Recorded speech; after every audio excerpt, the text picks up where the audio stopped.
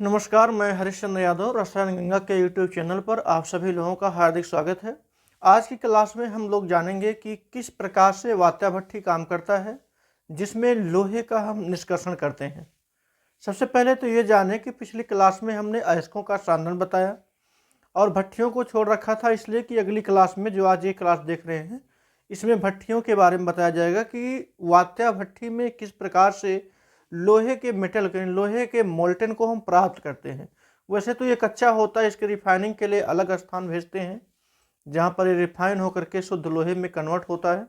कुछ उसमें कमियां रहती हैं, उसी को रिफाइन करने के लिए हम आगे भेज देते हैं। फिलहाल लोहे जैसे धातु के निष्कर्षण के लिए हम इसी भट्ठी का प्रयोग करते हैं, जिसका नाम है ब्लास्ट फर्नेस, यानी कह सकते हैं वात्या भट्ठी। ये वात्या भट्ठी जो होता है, वैसे ऊंचाई इसकी काफ़ी होती है, लेकिन अब ये पहले जानें कि हर जगह अलग अलग प्रकार की वात्या भट्ठियों की ऊंचाई के क्रम में रखा जाता है। जैसे अब इसी को हम देख लें, अगर ये 12 से 15 मीटर की है, 12 से 15 मीटर की है। अब जहाँ जिस प्रकार से आवश्यकता होती है, उसी प्रकार से इसकी लंबाई को छोटा बड़ा करके, वैसे यहाँ नहीं कर सकते हैं, कहने का मतलब है कि छोटी लंबाई की भी वात्या भट्ठियाँ पाई जाती हैं। जहाँ जितने लंबाई की ज़रूरत हो वहाँ पर उसी प्रकार से प्रयोग कर लिया जाता है। फिलहाल हम इसकी लंबाइयों पर नहीं जाएंगे, क्योंकि लंबाइयाँ छोटी हो सकती हैं, बड़ी हो सकती हैं। देखना क्या है कि सिद्धांत इसका क्या है, किस सिद्धांत पर ये काम करता है, हमें वही देखना है। चाहे छोटी भट्ठियाँ हों चाहे बड़ी भट्ठियाँ हों, सब में वही काम होगा।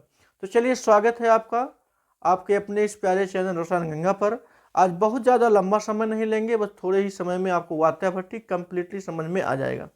देखेंगे वात्या भट्ठी का स्ट्रक्चर कुछ इस प्रकार से है। यहाँ पर पहले तो ये जान लीजिए, जो किनारे किनारे का जो लेयर आपको दिखाई दे रहा है, ये लेयर वास्तव में स्टील का बना होता है। स्टील की कवरिंग होती है, इस पर स्टील का जैकेट होता है, ये चारों तरफ से, ये इधर से भी और ये नीचे, ताकि देखने में बिल्कुल फाइन लगे, बिल्कुल फ्रेश लगे।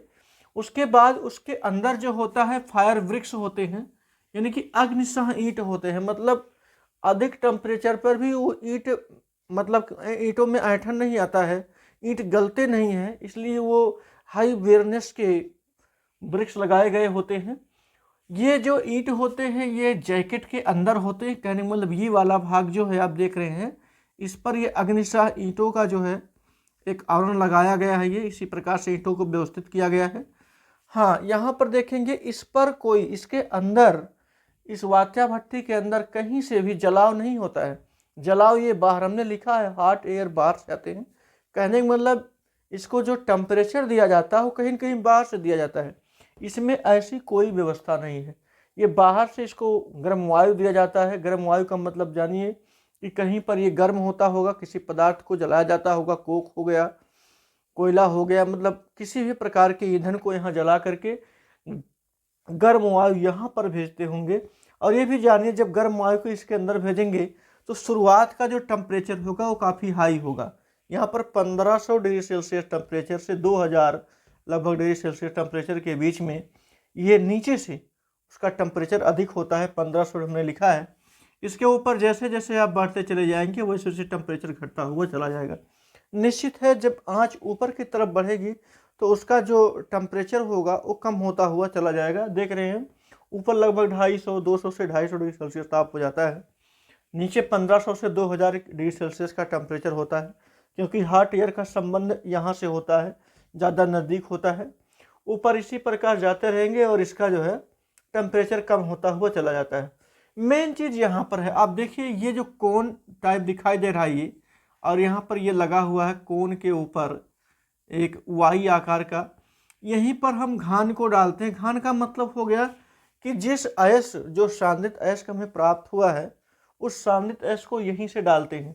लेकिन ध्यान देंगे, उस सांद्रित अयस्क में हम कैल्शियम कार्बोनेट और कोक, मतलब चाहे पत्थर ले लीजिए या कोक ले लीजिए, लेकिन इसके साथ मिक्स करके डालते हैं ताकि अच्छे से ये गल जाए। और गलने के बाद देख रहे हैं यहाँ पर ये स्लैग, मतलब जिसको धातुमल कहते हैं, धातुमल ऊपर रह जाता है और जो मोल्टन मेटल होता है ये बाहर की तरफ एग्जिट हो जाता है, ये बाहर निकाल लेते हैं।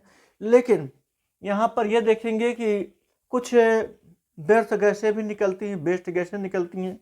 वो वेस्ट गैस जिसको चिमनी कह सकते हैं, ये CO, carbon monoxide, carbon dioxide और नाइट्रोजन गैस की जो अशुद्धियाँ होती हैं यहाँ निकल जाती हैं।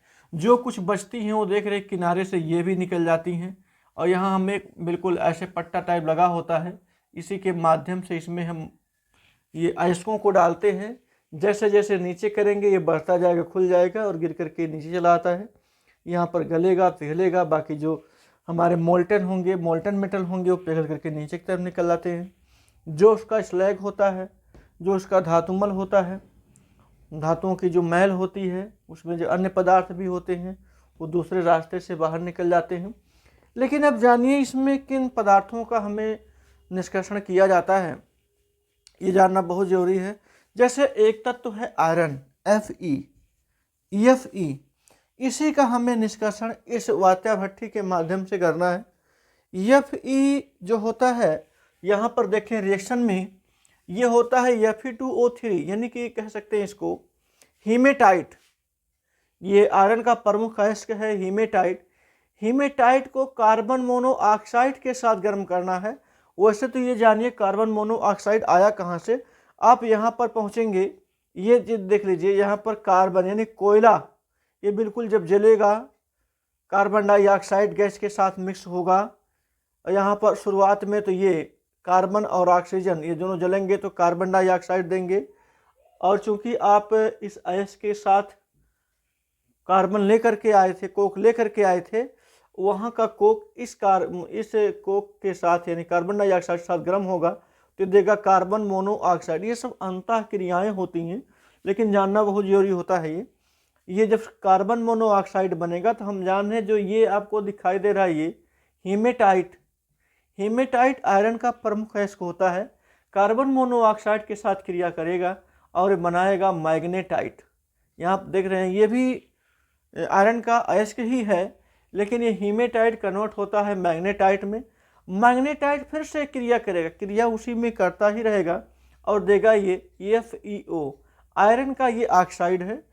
और ध्यान देंगे इस भट्ठी में होना क्या है, किसी का ऑक्साइड, मतलब हम लिए हैं चूंकि आयरन, इसलिए आयरन का ऑक्साइड यही कन्वर्ट होगा Fe में, मतलब इसका रिडक्शन होगा। रिडक्शन हो करके ही ये Fe प्राप्त होने वाला है। जैसा कि यहाँ देख रहे हैं Fe3O4 कार्बन मोनोऑक्साइड से क्रिया करके यहाँ पर दे दिया FeO प्लस CO2। FeO हमें मूल रूप से पाना था और इसी का अपचयन होना, देखिए यहाँ पर ये अपचयन हुआ है, FeO का अपचयन हुआ है Fe में। इस बात का केवल ध्यान दीजिए। एक रिएक्शन ये हो गया, एक 2 हो गया, यहाँ पर हो गए 3, और हाँ 3 रिएक्शन ऐसे हैं जहाँ पर कार्बन मोनोऑक्साइड की क्रिया कराई गई है। और कार्बन मोनोऑक्साइड प्राप्त कहाँ से हुआ है, आप शुरुआत यहाँ से करेंगे या यहाँ से ही कर लीजिए। ये कार्बन और ऑक्सीजन आपस में क्रिया करके CO2 देते हैं, और जो एक कोक है शुरुआत में हमने कोक के साथ इसको मिलाया था, ये देख रहे हैं। और मतलब कि अयस्क कैल्शियम कार्बोनेट और कोक, यही कोक है जो यहाँ पर क्रिया करके कार्बन डाइऑक्साइड से कार्बन मोनोऑक्साइड देता है। अब कार्बन मोनोऑक्साइड की क्रिया हम करा देते हैं हीमेटाइट से। हीमेटाइट कार्बन मोनोऑक्साइड से क्रिया करेगा, ये देगा मैग्नेटाइट कार्बन डाइऑक्साइड। फिर ये जो मैग्नेटाइट आपको मिल रहा है कार्बन मोनोऑक्साइड से क्रिया करेगा और देगा FeO। चाहे तो हम रिएक्शन को यहीं पर क्लोज कर दें, उठा करके ले आते इस रिएक्शन को यहाँ पर, FeO रिएक्शन करेगा, देगा Fe, हमें Fe चाहिए था, Fe यहाँ से प्राप्त होता है। लेकिन इन सारे रिएक्शनों को लिखने की जरूरत क्यों पड़ी, ध्यान दीजिएगा। अयस्कों के साथ आपने लिया था कैल्शियम कार्बोनेट, और ये कैल्शियम कार्बोनेट जो होता टूट जाता है CaO और CO2 में, क्योंकि बना हुआ जो CO2 होता है वो चिमनी के माध्यम से यहाँ से बाहर निकल जाता है, लेकिन CaO से बचा रहता है। अब CaO में SiO2, क्या है SiO2 जानिए। SiO2 जिसको आप सिलिका कहते हैं, ये वास्तव में एक प्रकार का गालक होता है। ये जो गालक है SiO2, ये गलाने का कार्य करता है ताकि जल्दी से ये जो CaO हो, देख रहे हैं CaO, इसको गला करके धातुमल में चेंज कर देता है, ये कैल्शियम सिलिकेट में चेंज कर देता है। और जब कैल्शियम सिलिकेट धातु अम्ल में चेंज कर देगा तो देख रहे हैं ये स्लैग जिसको बोलते हैं ये बाहर निकल आता है। यहाँ पर हम लिख सकते हैं CaSiO2 CO3 है, सॉरी CaSiO3 ये यहाँ से बाहर निकल जाता है। और रही बात इसको बाहर निकालने की ज़रूरत क्यों पड़ी, क्योंकि ये धातुमल है। अगर ये SiO2 में क्रिया करता तो कैल्शियम ऑक्साइड उसी में बचा रह जाता। हमें उस भट्टी से कैल्शियम ऑक्साइड को भी निकाल लेना है। और कैल्शियम ऑक्साइड को निकालना क्यों, मिला कहाँ से, ये मिला कैल्शियम कार्बोनेट से। अब बात रही इस कैल्शियम कार्बोनेट की भूमिका ही क्यों पड़ी। ये वास्तव में कैल्शियम कार्बोनेट के साथ जब रखते हैं तो इनका जो पिघलाव होता है थोड़ा जल्दी हो जाता है, नहीं तो टेम्परेचर को और बढ़ाना पड़ता है। इसीलिए कोक को और ये कैल्शियम कार्बोनेट को साथ में रखते हैं ताकि ये जल्दी से पिघल जाए। पिघलने के बाद इन सब जान ही रहे हैं कि धातुमल के माध्यम से, धातुमल के रूप में ये बाहर निकल आते हैं। और इस प्रकार से हमें मोल्टन मेटल यानी कह सकते हैं कच्चा लोहा प्राप्त होता है। अब इसी कच्चे लोहे को आगे रिफाइन करने के लिए हम भेज देते हैं, वहाँ पर रिफाइन होगा और हमें शुद्ध आयरन की प्राप्ति हो जाती है। इस पूरे वात्या भट्टी के बारे में मेरा बताने का केवल एक आशय ये रहा कि आखिरकार जो आयरन जो सांद्रित हो करके आया है उसको कहीं न कहीं निकालना तो होगा ही।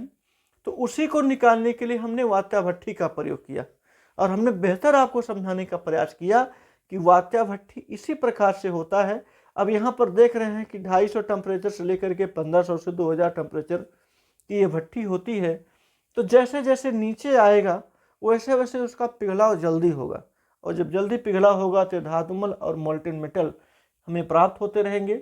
ऊपर जाएंगे जो गैसें जल्दी मतलब वाष्पित होने वाली होंगी, निकलने वाली होंगी या वेस्ट गैसेज होंगी, वो सब चिमनी के माध्यम से, यहाँ अतिरिक्त देखिए 2 माध्यम यहाँ पे दिखाई दे रहा है, इसी के माध्यम से ये बाहर निकल जाते हैं और हमें कच्चा लोहा जा कर के प्राप्त होता है, जिसको हम प्यूरिफाइंग के लिए या रिफाइनिंग के लिए आगे की प्रक्रियाओं में भेज देते हैं। इस प्रकार से ये वात्या भट्टी का पूरा प्रोसेस यही रहा